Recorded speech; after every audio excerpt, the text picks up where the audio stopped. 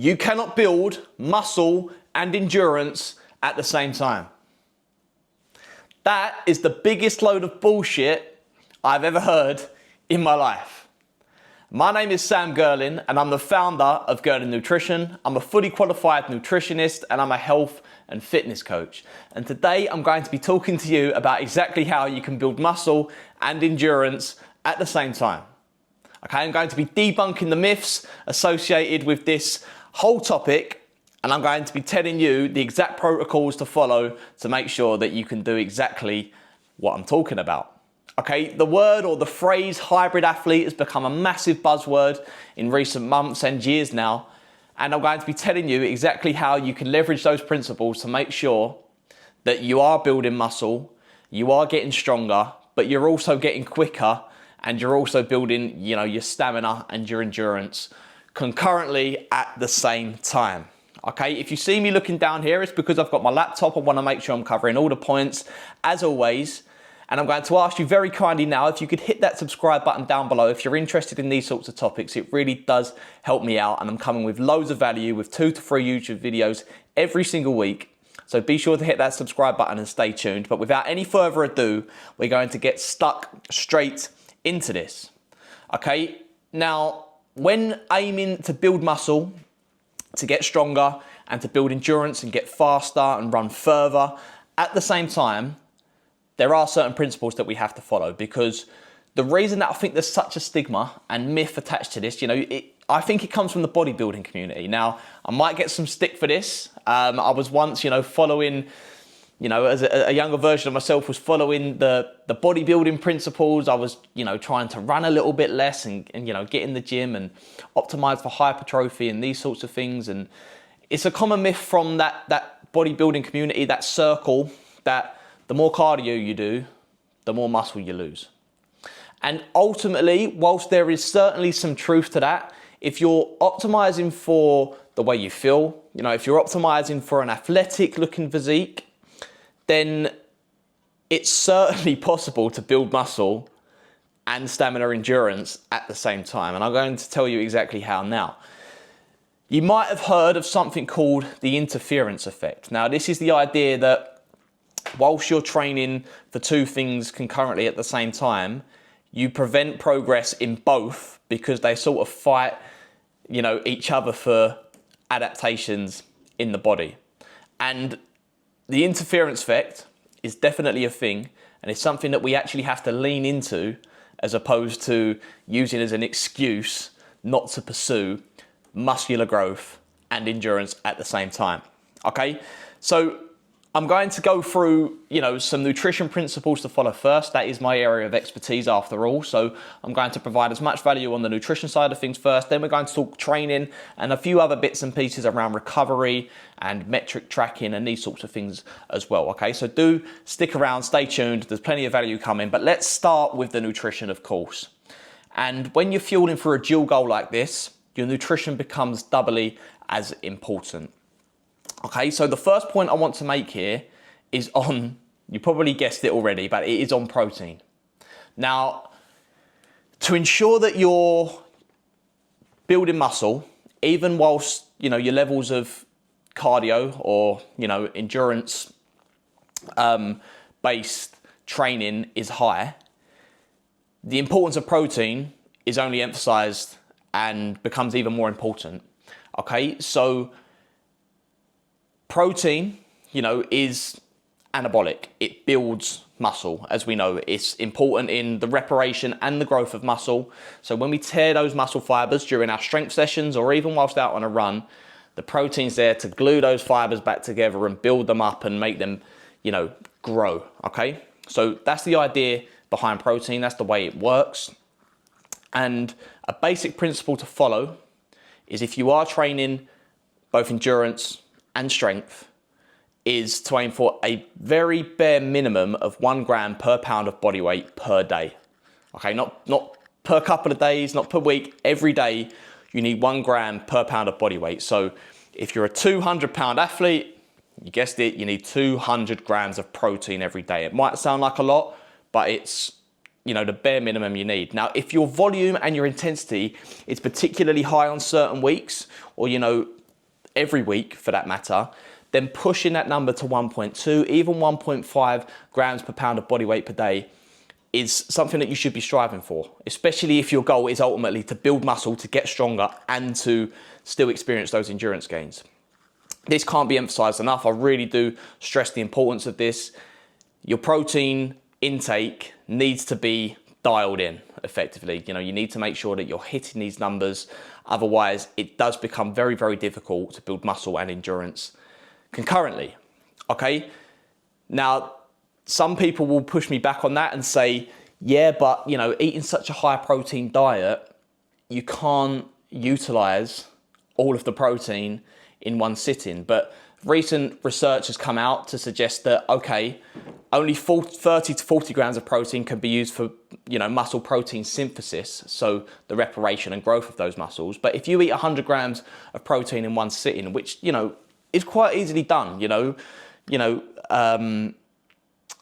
goes against common belief that, you know, getting 100 grams of protein in one sitting is probably not the most achievable thing. But, you know, with a nice, you know, piece of steak, some cottage cheese, a few eggs, you know, you can get pretty close to that 100 grams, you know, and 100 grams is excessive. If you're eating 3 balanced meals per day, you know, you don't need to eat that much in one sitting, but it can be done. So, but let's just use this as a tangible example. I went on a little sidetrack there. But if you're eating 100 grams of protein and only 30 to 40 grams of that can actually be used for muscle protein synthesis, that extra 60 grams doesn't go to waste, as some people will suggest. It's used for other bodily processes. So protein is also really important for enzymatic function. So some will be dedicated to that. You know, there's so many other processes in the body that protein is essential for. So protein will be, you know, distributed. The protein that you consume will be distributed to that. So let's not stress about how much protein. It doesn't cause any sort of GI disruption, as some people have suggested. We digest and absorb that protein. It doesn't get stored as anything, you know, it gets used. That's what the recent research and evidence is suggesting. Okay, so protein is really, really important when it comes to a nutrition standpoint, as is your overall caloric intake. So often when people are perhaps training twice a day, their volume and intensity increases, they're running and they're lifting and they're really embracing that hybrid athlete style of training, they just simply don't eat enough. And ultimately, you're going to degrade your muscle mass and your overall weight if you're not eating enough food. So establishing what your maintenance calories are, establishing how much training volume you're putting in, and making sure that you're matching that as a minimum every day, if not eating more than that, is super important. Okay, so eating in a maintenance as a minimum or even a slight surplus is going to ensure that you don't degrade your muscle mass whilst training for endurance at the same time. The next one I want to touch on is, of course, carbohydrates. You know, this is going to be our body's primary fuel source, and making sure that our glycogen stores are constantly topped up, nice and high, and we've got a constant fuel source there, especially for those more intense sessions, is going to be super important. Carbohydrates even contribute to the muscle protein synthesis process, so they're also going to help with that, you know, generation and turnover of muscle fibers. Okay. And the final thing I want to touch on is meal timing. I've done a lot on, you know, nutrition in recent videos, so be sure to go and check some of my previous videos out where I really, you know, do a deep dive on these sorts of topics. But making sure that after your sessions, you're getting in your carbohydrates and your protein as soon as possible, trying to skip the healthy fats around your workouts because they'll only slow the digestion and absorption of your carbs and your protein, which are super important for recovery, muscle growth, and muscle maintenance, as I've already mentioned. Okay, so that is me touching on nutrition.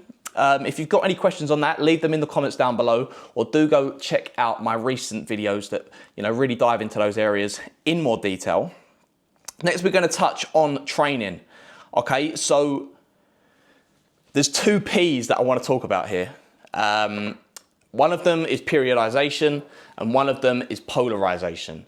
Okay, so what do I mean by periodization? I mentioned the interference effect earlier on in the video, and periodization is focusing on different stimuli in different blocks of training. Okay, if you've got a nice long training block, let's say you've got a 3-month training block, a 12-week block. In that first 4 weeks, you might focus predominantly on building endurance, let's say. So your running volume is a lot higher. You're doing a lot more work on the ergs. If we're training for Hyrox as an example, we all know that Hyrox is booming at the moment, so I'll use that as an example. And your strength work might be kept at maintenance, okay? And then once you've built up your endurance, your next 4-week block will be strength focused. You might flip it the other way around and do strength first. You've got to identify what your strengths and weaknesses are. That will help inform what you focus on first.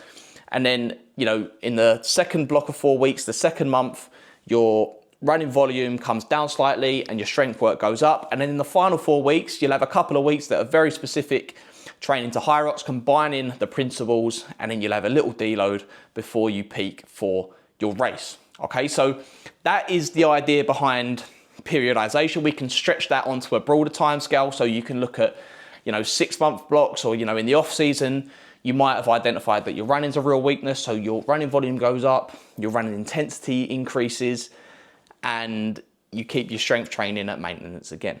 Okay, so we can stretch that over different time scales, but periodization is super important, as is polarization. Okay, so to make sure that we're covering effectively, we're maintaining and growing muscle mass, and we're not burning out, we need to keep our hard days hard and our easy days easy, or our easy days smart is another way to think of it. Training easy is training smart. It allows us to go hard on hard days and keep things nice and easy on those easy days. Okay, all the sessions that sort of come in the middle, there is a time and a place for them, and you might build them into your harder days or your easier days. But you want to make sure that you're really showing up for your quality sessions with the best version of yourself there, okay? And the way to do that is to keep the easy sessions down here in terms of, intensity, so that you can, really send it for those harder sessions. So that's the idea behind polarization. And that comes, on the micro level and on the macro level, once again. So breaking it down into the week. So if you've got 2 quality sessions every week, 2 hard days every week, perhaps you've got a double threshold day. The day before, you want to make sure you're either taking, a rest day or an active rest day, or you've got a really nice and easy day so that you can show up your best self for that session.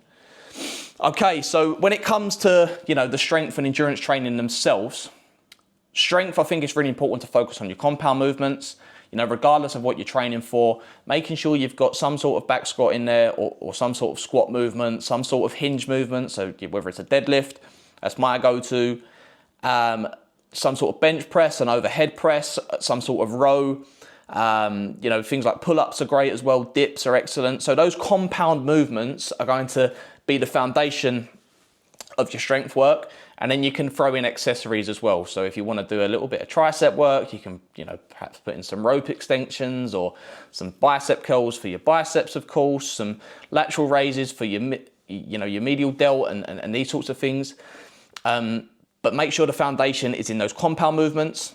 And then for your endurance training, this is really, this really boils down to experience and previous running volume. I'm using running as the example here. It might be cycling. Just speaking from experience and using myself as an example.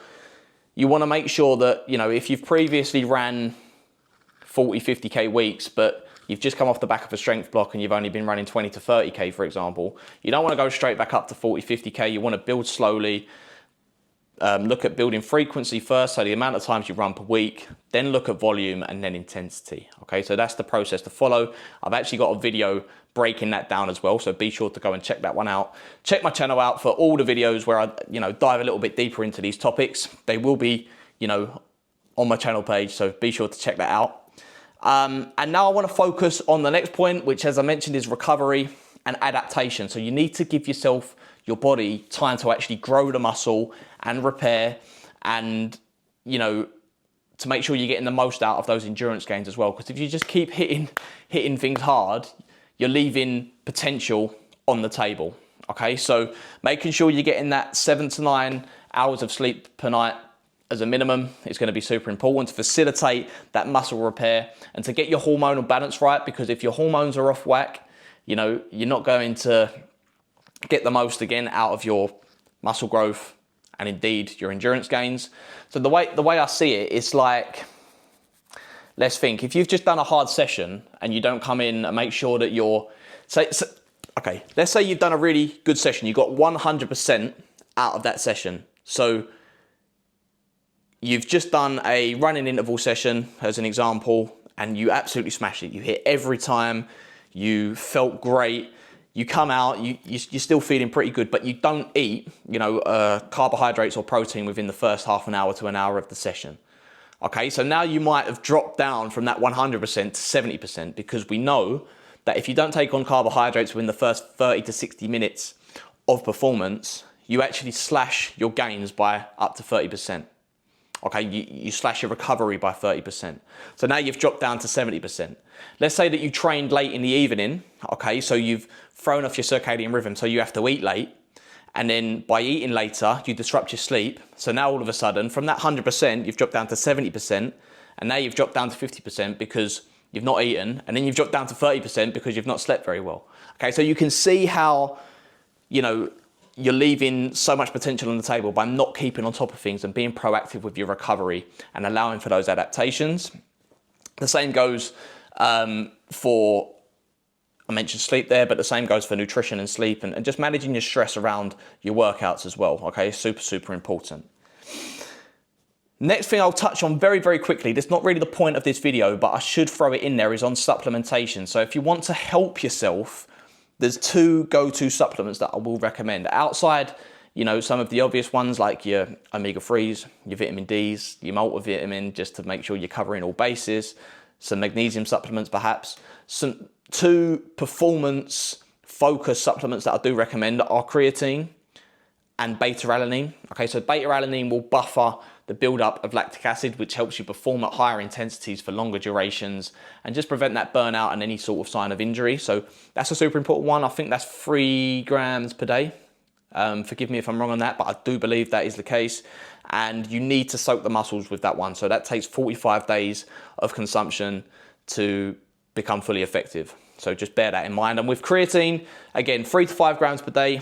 Don't necessarily need a loading phase, but there's now evidence to suggest that higher doses of 10, even as high as 20 grams can have added benefits for cognitive function, but it's super important for strength gains and higher intensity activity. It also does, of course, help with muscle growth as well. So those are two that I should just quickly touch on and mention there. And the final point I want to make today, well done for getting this far, listening to me for 17 minutes waffle on, is on tracking progress and monitoring things and adjusting things as you go. So having some hard metrics to track, so whether that's total volume of training per week, total intensity in certain thresholds, so whether you're tracking the amount of zone 4 that you do every week, or you're tracking your lifts specifically, so how your strength is increasing over time. I really do recommend this. How your running splits are, making sure you're keeping on top of progress. I just use the Notes app in my phone, and I use that in conjunction with Strava, so looking at my Strava times and whatever else. And then making adjustments accordingly. So if you feel like, you're struggling one week, it might be a sign to back off. And perhaps, if you're working or trying to improve your 3 rep max on the bench, trying to improve your strength, and one week you're really struggling, you might focus on a slightly different movement pattern. So you might switch to an incline bench press the following week, or you might just work on a higher rep range. There's certain things that you can adjust, but you only get there by tracking and monitoring these things. So be sure you're tracking and monitoring your training, but that rounds things out. I'm conscious of the time. I see we're approaching the 19-minute mark now, so I will round things out there. I thank you all very, very much for watching. I really do appreciate it. I would also appreciate it if you could like, comment, and subscribe. As I mentioned at the very start of this video, I'm releasing 3 YouTube videos every week, so I'm bringing the value. If there's anything that you want to see specifically, do let me know in the comments section down below. I really will, read the messages and make sure I get back to you. That's my promise, that's my guarantee to you. I should also let you know that in the description down below, there is a link. You can go and click that link. It will take you to my funnel. That's me being fully transparent. And you'll be able to learn a little bit more about what I offer as a coach, what my services are, what my program is all about. And if you want to learn a little bit more from there, you can book in a call so that we can have a chat. Okay? There's no pressure to do so. I'm just letting you know that it's there. But once again, I thank you all for watching. If you've got to the end of this video, if you've listened to me for 20 minutes, you're an absolute legend. I really do appreciate you. Make sure you have yourself a blessed day. Have a great day. And I will see you all very soon in the next one. Stay tuned. in a bit.